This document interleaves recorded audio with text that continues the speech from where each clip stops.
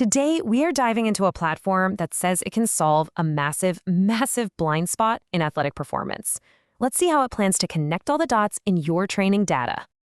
Okay, think about it. If you're an athlete, you track everything, right? Your power output, your sleep, your heart rate variability, every little detail. But what about the one thing that can completely change all of those numbers? Does your training app have any idea what medications you're on? For pretty much every athlete out there, the answer is a big fat no. And this creates a huge problem, what the source material calls acute fragmentation. So on one side, you've got apps like Strava. They know every single detail about your training load, but they're completely blind to your body's recovery. And then on the other side, you've got Whoop, which is amazing at tracking your recovery, but has no clue what your actual training plan is. You're just left holding two halves of a picture, trying to guess what the full image looks like. What's really crucial here, and this is the key, is that both of these systems treat you like an isolated machine. They run smack into what you could call a medical wall. All that data you're so carefully tracking, every watt, every sleep stage, it just can't see the vital clinical context on the other side. Context like your medication. So let's get specific. Let's talk about a really high-stakes example that's affecting over 15 million people right now. We're talking about GLP-1 agonists. Think semaglutide, think Mounjaro. These medications have a profound impact on your physiology, and yet not a single fitness app is built to account for them. And listen, this isn't just a theory. A 12-week study published and indexed on PubMed used Whoop data and found that people starting a GLP-1 medication saw their resting heart rate climb by an average of 3.2 beats per minute. That means your body is just working harder all the time, even when you're at rest. And at the exact same time, that same study found that heart rate variability, or HRV, which is our best measurement for recovery and how ready our nervous system is, it dropped. It dropped by an average of 6.2 milliseconds. So think about that. Your resting heart rate is up, your recovery score is down. Your body is sending you some pretty clear signals. What's really incredible is that the study itself points out that these findings are among the very first insights into what's actually happening to an athlete's body on these drugs. This is brand new, scientifically proven data that your entire tech stack right now is completely ignoring. So how do you break down that medical wall? This is exactly where Velometric comes into the picture. Let's just walk through how it solves this very problem. The whole process is actually incredibly simple.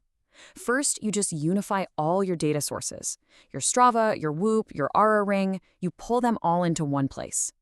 Then, and this is the magic step, you log your medications. You finally give your data the context it's been missing.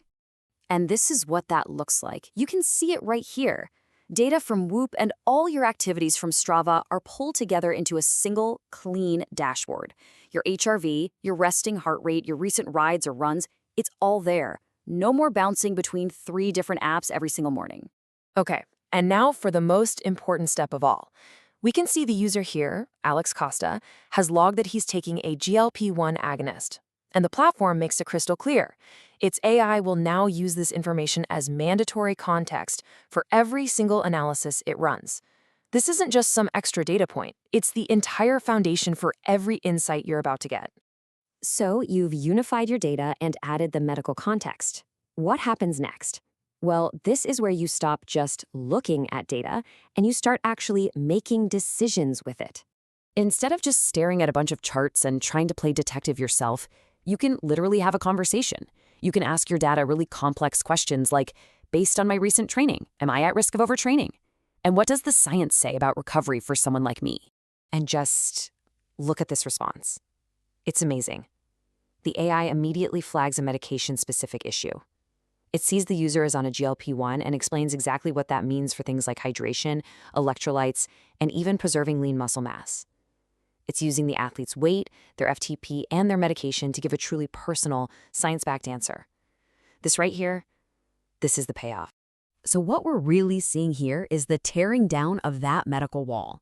It's about taking all those fragmented pieces of data and bringing them together into a single, intelligent system that understands your performance. Velometric calls this human performance orchestration. And it's not just a fancy name. This isn't just another fitness app.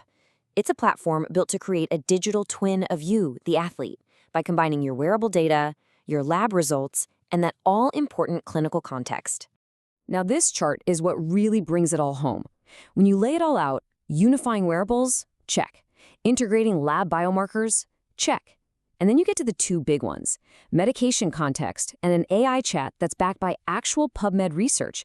You can see clear as day that Velometric is pretty much standing alone in providing this complete context-aware picture. So to just wrap it all up, you get a complete view by pulling in over 6 data sources. You get real medical intelligence that understands the impact of different medications. The answers you get are grounded in a huge scientific knowledge base. And it's all done with a privacy-first approach, which is obviously super important. And that brings us right back to our very first question, but now with a whole new perspective.